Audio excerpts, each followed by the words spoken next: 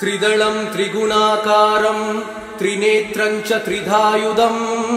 त्रिजन्म पापसंहारम् एकबिल्वं शिवार्पणम् त्रिशाकै बिल्वपत्रैश्च अच्छिदै कोमलैः शुभै तव पूजां करिष्यामि एकबिल्वं शिवार्पणम् कोटिकन्या महादानं तिलपर्वतकोटयः काञ्चनं क्षीरदानेन एकबिल्वं शिवार्पणम् काशीक्षेत्रनिवासं च कालभैरवदर्शनम् प्रयागे माधवं दृष्ट्वा एकबिल्वं शिवार्पणम् इन्दुवारे व्रतं स्थित्वा निराहारो महेश्वरः नक्तं हौष्यामि देवेश एकबिल्वं शिवार्पणम् रामलिङ्गप्रतिष्ठा च वैवाहिककृतं तथा तटाकानि च सन्धानम् एकबिल्वं शिवार्पणम् अखण्डबिल्वपत्रं च आयुधं शिवपूजनं कृतं नाम सहस्रेण एकबिल्वं शिवार्पणम् उमया सह देवेश नन्दिवाहनमेव च भस्मलेपन सर्वाङ्गम् एकबिल्वं शिवार्पणम् सालग्रामेण विप्राणां तटाकं दशकूपयो यज्ञकोटिसहस्रश्च एकबिल्वं शिवार्पणम् दन्तिकोटिसहस्रेषु अश्वमेधशतक्रतौ कोटिकन्या महादानम् एकबिल्वं शिवार्पणम् बिल्वाणां दर्शनं पुण्यं स्पर्शनं पापनाशनम् अघोरपापसंहारम् एकबिल्वं शिवार्पणम् सहस्रवेदपाठेषु ब्रह्मस्थापनमुच्यते अनेकव्रतकोटीनाम् एकबिल्वं शिवार्पणम् अन्नदानसहस्रेषु सहस्रोपनयनं तथा अनेकजन्म पापानि एकबिल्वं शिवार्पणम् बिल्वाष्टकमिदं पुण्यं यः पठेत् शिवसन्निधौ शिवलोकमवाप्नोति एकबिल्वं शिवार्पणम्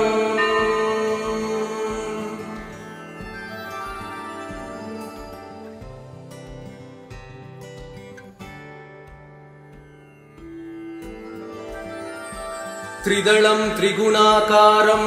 त्रिनेत्रं च त्रिधायुधं त्रिजन्म पापसंहारम् एकबिल्वं शिवार्पणम्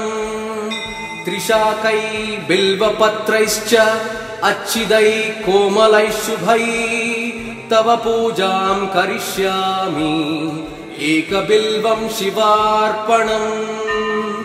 कोटिकन्या महादानं तिलपर्वतकोटयः काञ्चनं क्षीरदानेन एकबिल्वं शिवार्पणम्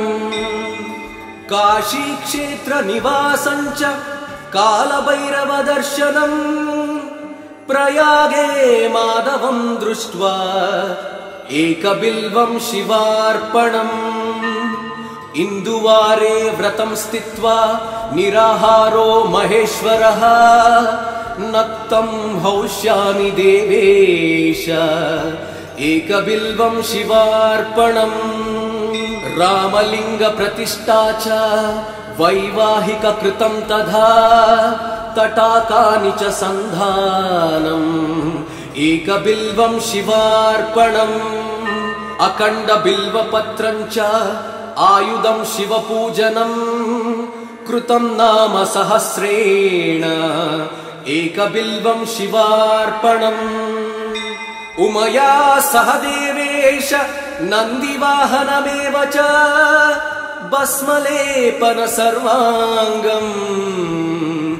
एकबिल्वं शिवार्पणम् सालग्रामेण विप्राणां तटाकं दशकूपयो यज्ञकोटिसहस्रश्च एकबिल्वं शिवार्पणम् दन्तिकोटिसहस्रेषु अश्वमेधशतक्रतौ कोटिकन्या महादानम् एकबिल्वं शिवार्पणम् बिल्वाणां दर्शनं पुण्यं स्पर्शनं पापनाशनम् अघोर पापसंहारम् एकबिल्वं शिवार्पणम् सहस्रवेदपाठेषु ब्रह्मस्थापनमुच्यते अनेकव्रतकोटीनाम् एकबिल्वं शिवार्पणम् अन्नदानसहस्रेषु सहस्रोपनयनं तथा अनेकजन्म पापानि एकबिल्वं शिवार्पणम् बिल्वाष्टकमिदं पुण्यं यः पठेत् शिवसन्निधौ शिवलोकमवाप्नोति एकबिल्वं शिवार्पणम्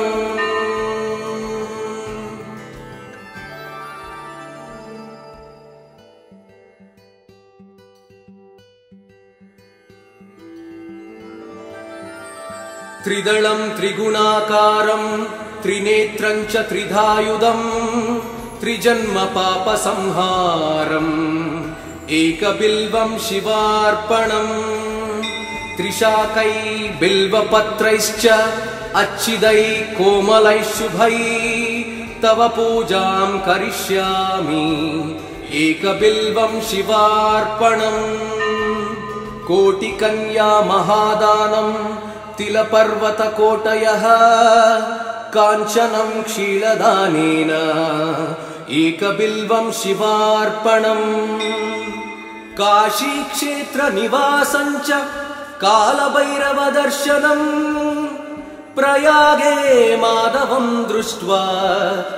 एकबिल्वं शिवार्पणम् इन्दुवारे व्रतं स्थित्वा निराहारो महेश्वरः नक्तं हौष्यामि देवेश एकबिल्वं शिवार्पणम्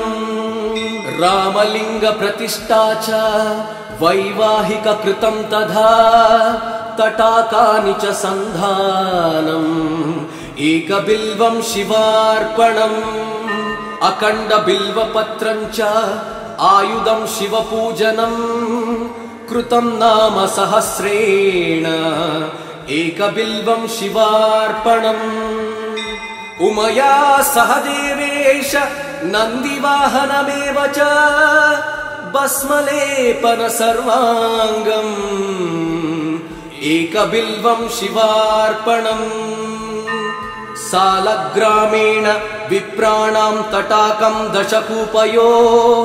यज्ञकोटिसहस्रश्च एकबिल्वं शिवार्पणम् दन्तिकोटिसहस्रेषु अश्वमेधशतक्रतौ कोटिकन्या महादानम् एकबिल्वं शिवार्पणम् बिल्वाणां दर्शनं पुण्यं स्पर्शनं पापनाशनम् अघोर पापसंहारम् एकबिल्वं शिवार्पणम् सहस्रवेदपाठेषु ब्रह्मस्थापनमुच्यते अनेकव्रतकोटीनाम् एकबिल्वं शिवार्पणम् अन्नदानसहस्रेषु सहस्रोपनयनं तथा अनेकजन्म पापानि एकबिल्वं शिवार्पणम् बिल्वाष्टकमिदं पुण्यं यः पठेत् शिवसन्निधौ शिवलोकमवाप्नोति एकबिल्वं शिवार्पणम्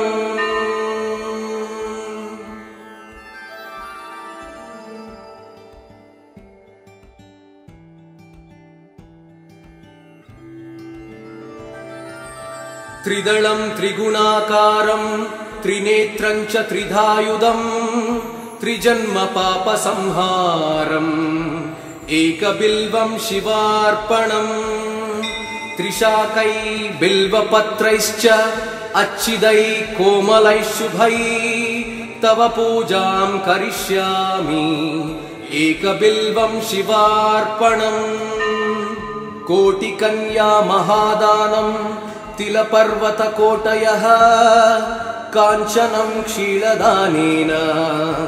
एकबिल्वं शिवार्पणम् काशीक्षेत्रनिवासं च कालभैरवदर्शनम् प्रयागे माधवं दृष्ट्वा एकबिल्वं शिवार्पणम् इन्दुवारे व्रतं स्थित्वा निराहारो महेश्वरः नक्तं हौष्यामि देवेश एकबिल्वं शिवार्पणम् रामलिङ्गप्रतिष्ठा च वैवाहिककृतं तथा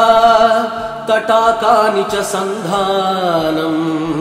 एकबिल्वं शिवार्पणम् अखण्डबिल्वपत्रं च आयुधं शिवपूजनम् कृतं नाम सहस्रेण एकबिल्वं शिवार्पणम् उमया सह देवेश नन्दिवाहनमेव च भस्मलेपन सर्वाङ्गम् एकबिल्वं शिवार्पणम् सालग्रामेण विप्राणां तटाकं दशकूपयो यज्ञकोटिसहस्रश्च एकबिल्वं शिवार्पणम् दन्तिकोटिसहस्रेषु अश्वमेधशतक्रतौ कोटिकन्या महादानम् एकबिल्वं शिवार्पणम्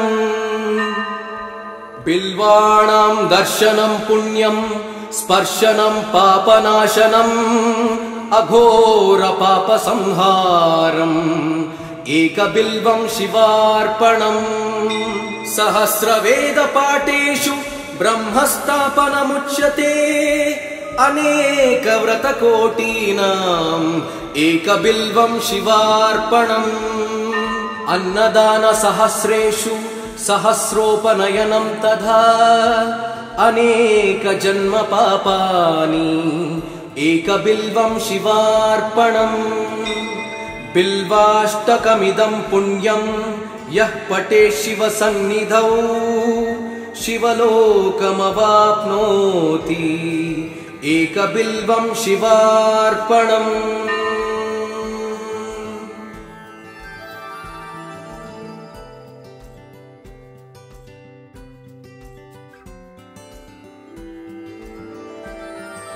त्रिदलं त्रिगुणाकारं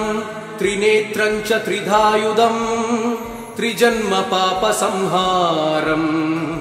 एकबिल्वं शिवार्पणम् त्रिशाकै बिल्वपत्रैश्च अच्छिदै कोमलैः शुभै तव पूजां करिष्यामि एकबिल्वं शिवार्पणम् कोटिकन्या महादानं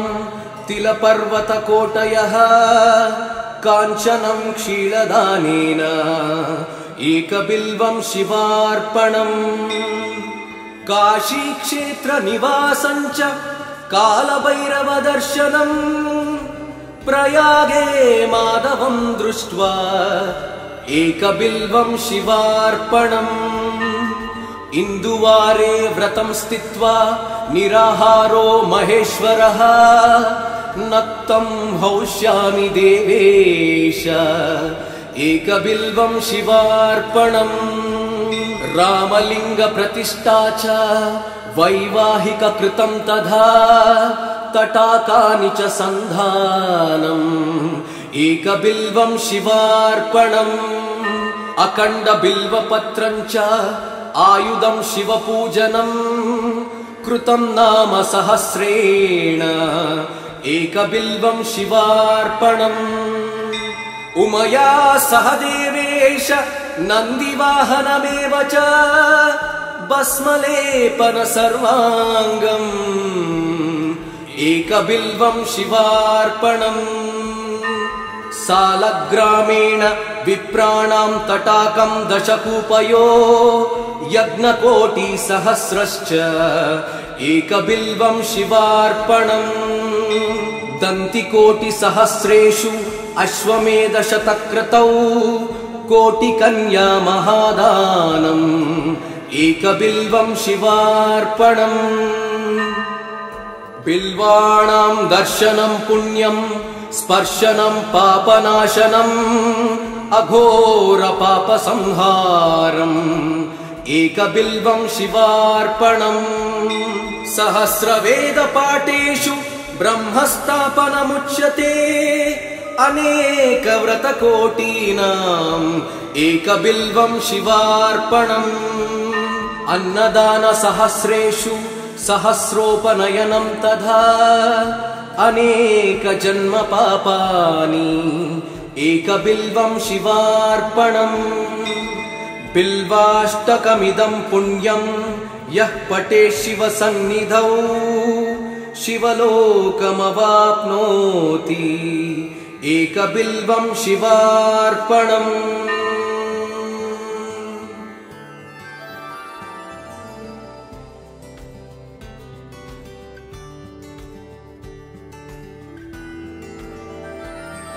त्रिदलं त्रिगुणाकारं त्रिनेत्रं च त्रिधायुधं त्रिजन्मपापसंहारम् एकबिल्वं शिवार्पणम् त्रिशाकै बिल्वपत्रैश्च अच्छिदै कोमलैः शुभै तव पूजां करिष्यामि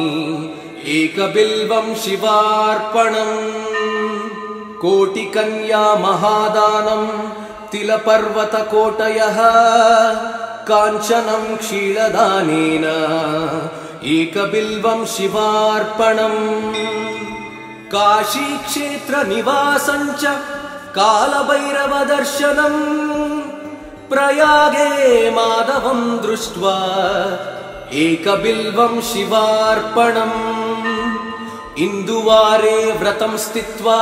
निराहारो महेश्वरः नक्तं हौष्यामि देवेश एकबिल्वं शिवार्पणम् रामलिङ्गप्रतिष्ठा च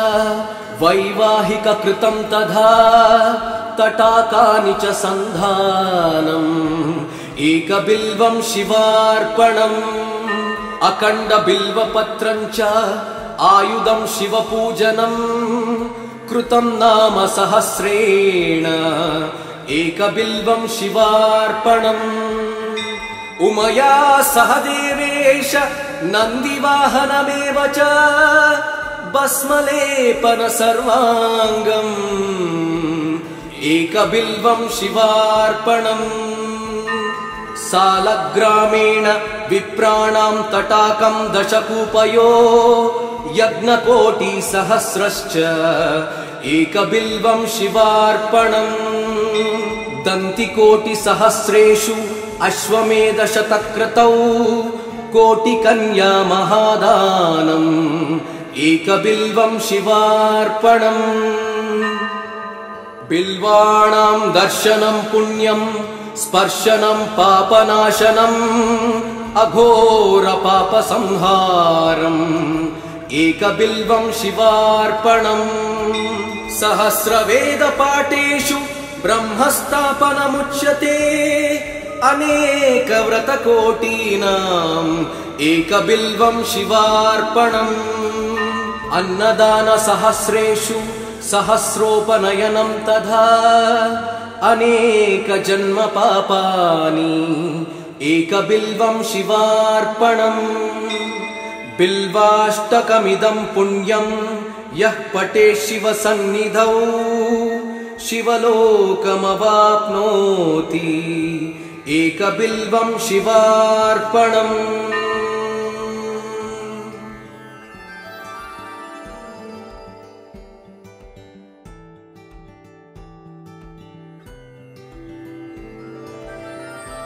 त्रिदलं त्रिगुणाकारं त्रिनेत्रं च त्रिधायुधं त्रिजन्मपापसंहारम् एकबिल्वं शिवार्पणम् त्रिशाकै बिल्वपत्रैश्च अच्छिदै कोमलैः शुभै तव पूजां करिष्यामि एकबिल्वं शिवार्पणम् कोटिकन्या महादानं तिलपर्वतकोटयः काञ्चनं क्षीरदानेन एकबिल्वं शिवार्पणम् काशीक्षेत्रनिवासं च कालभैरवदर्शनम् प्रयागे माधवं दृष्ट्वा एकबिल्वं शिवार्पणम् इन्दुवारे व्रतं स्थित्वा निराहारो महेश्वरः नक्तं हौष्यामि देवेश एकबिल्वं शिवार्पणम् रामलिङ्गप्रतिष्ठा च वैवाहिककृतं तथा तटाकानि च सन्धानम् एकबिल्वं शिवार्पणम् अखण्डबिल्वपत्रं च आयुधं शिवपूजनम् कृतं नाम सहस्रेण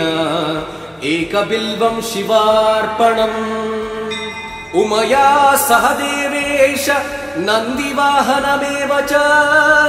भस्मलेपन सर्वाङ्गम् एकबिल्वं शिवार्पणम् सालग्रामेण विप्राणां तटाकं दशकूपयो यज्ञकोटिसहस्रश्च एकबिल्वं शिवार्पणम् दन्तिकोटिसहस्रेषु अश्वमेधशतक्रतौ कोटिकन्या महादानम् एकबिल्वं शिवार्पणम् बिल्वाणां दर्शनं पुण्यं स्पर्शनं पापनाशनम् अघोरपापसंहारम् एकबिल्वं शिवार्पणम् सहस्रवेदपाठेषु ब्रह्मस्थापनमुच्यते अनेकव्रतकोटीनाम् एकबिल्वं शिवार्पणम् अन्नदानसहस्रेषु सहस्रोपनयनं तथा अनेकजन्मपापानि एकबिल्वं शिवार्पणम् बिल्वाष्टकमिदं पुण्यं यः पठेत् शिवसन्निधौ शिवलोकमवाप्नोति एकबिल्वं शिवार्पणम्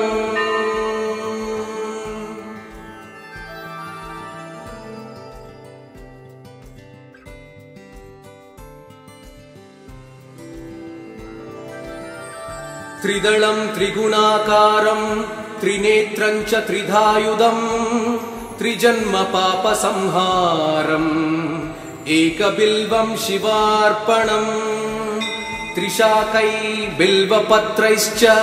अच्छिदै कोमलैः शुभै तव पूजां करिष्यामि एकबिल्वं शिवार्पणम्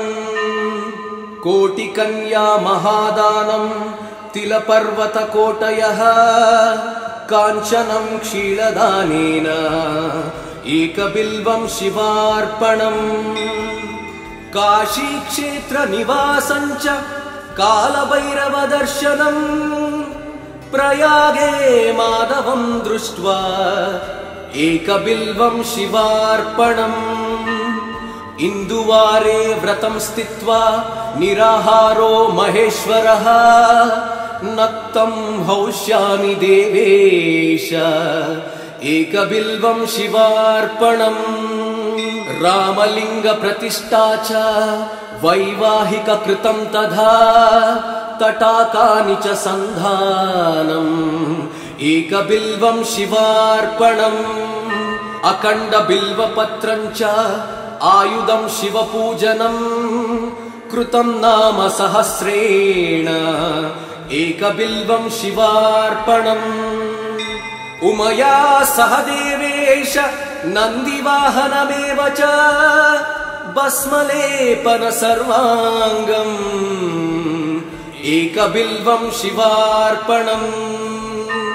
सालग्रामेण विप्राणां तटाकं दशकूपयो यज्ञकोटिसहस्रश्च एकबिल्वं शिवार्पणम् दन्तिकोटिसहस्रेषु अश्वमेधशतक्रतौ कोटिकन्या महादानम् एकबिल्वं शिवार्पणम् बिल्वाणां दर्शनं पुण्यं स्पर्शनं पापनाशनम् अघोर पापसंहारम् एकबिल्वं शिवार्पणम् सहस्रवेदपाठेषु ब्रह्मस्थापनमुच्यते अनेकव्रतकोटीनाम् एकबिल्वं शिवार्पणम् अन्नदानसहस्रेषु सहस्रोपनयनं तथा अनेकजन्म पापानि एकबिल्वं शिवार्पणम् बिल्वाष्टकमिदं पुण्यं यः पठेत् शिवसन्निधौ शिवलोकमवाप्नोति एकबिल्वं शिवार्पणम्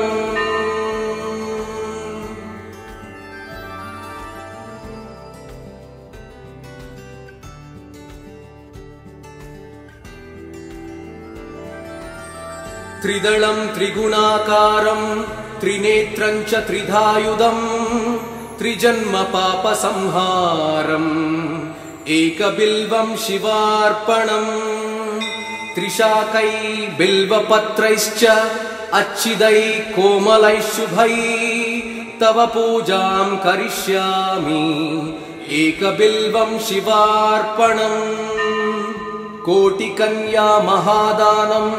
तिलपर्वतकोटयः काञ्चनं क्षीरदानेन एकबिल्वं शिवार्पणम् काशीक्षेत्रनिवासं च कालभैरवदर्शनम्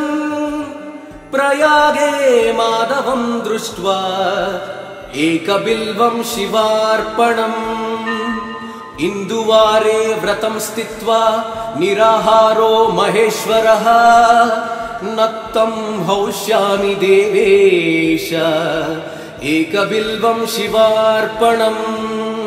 रामलिङ्गप्रतिष्ठा च वैवाहिककृतं तथा तटाकानि च सन्धानम् एकबिल्वं शिवार्पणम् अखण्डबिल्वपत्रं च आयुधं शिवपूजनं कृतं नाम सहस्रेण एकबिल्वं शिवार्पणम् उमया सह देवेश नन्दिवाहनमेव च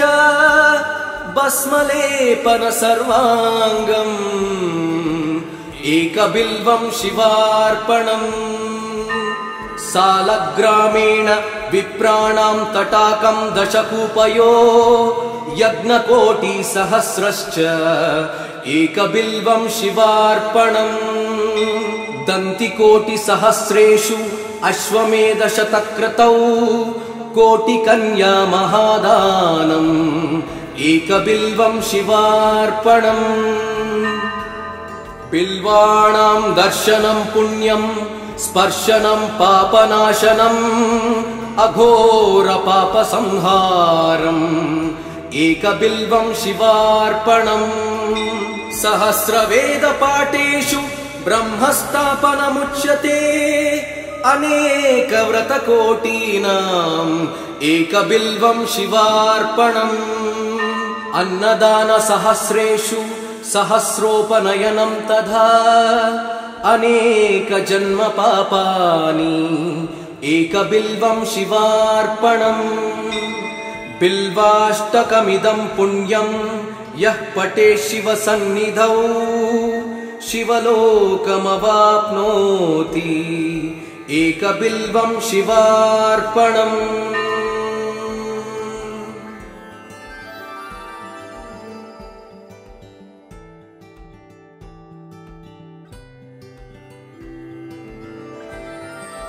त्रिदलं त्रिगुणाकारं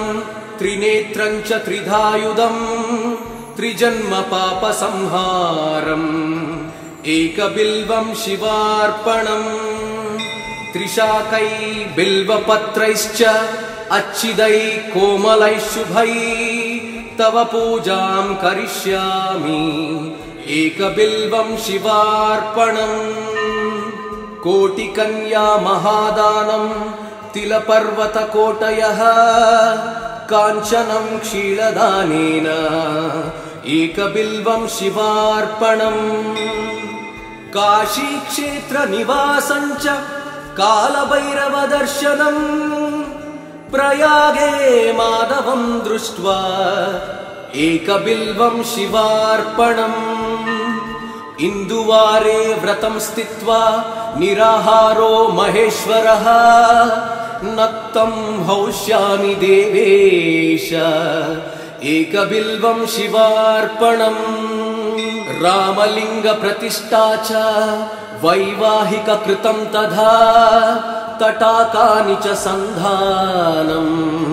एकबिल्वं शिवार्पणम् अखण्डबिल्वपत्रं च आयुधं शिवपूजनम् कृतं नाम सहस्रेण एकबिल्वं शिवार्पणम् उमया सह देवेश नन्दिवाहनमेव च भस्मलेपन सर्वाङ्गम् एकबिल्वं शिवार्पणम् सालग्रामेण विप्राणां तटाकं दशकूपयो यज्ञकोटिसहस्रश्च एकबिल्वं शिवार्पणम् दन्तिकोटिसहस्रेषु अश्वमेधशतक्रतौ कोटिकन्या महादानम् एकबिल्वं शिवार्पणम् बिल्वाणां दर्शनं पुण्यं स्पर्शनं पापनाशनम् अघोरपापसंहारम् एकबिल्वं शिवार्पणम् सहस्रवेदपाठेषु ब्रह्मस्थापनमुच्यते अनेकव्रतकोटीनाम् एकबिल्वं शिवार्पणम् अन्नदानसहस्रेषु सहस्रोपनयनं तथा अनेकजन्म पापानि एकबिल्वं शिवार्पणम् बिल्वाष्टकमिदं पुण्यं यः पठेत् शिवसन्निधौ शिवलोकमवाप्नोति एकबिल्वं शिवार्पणम्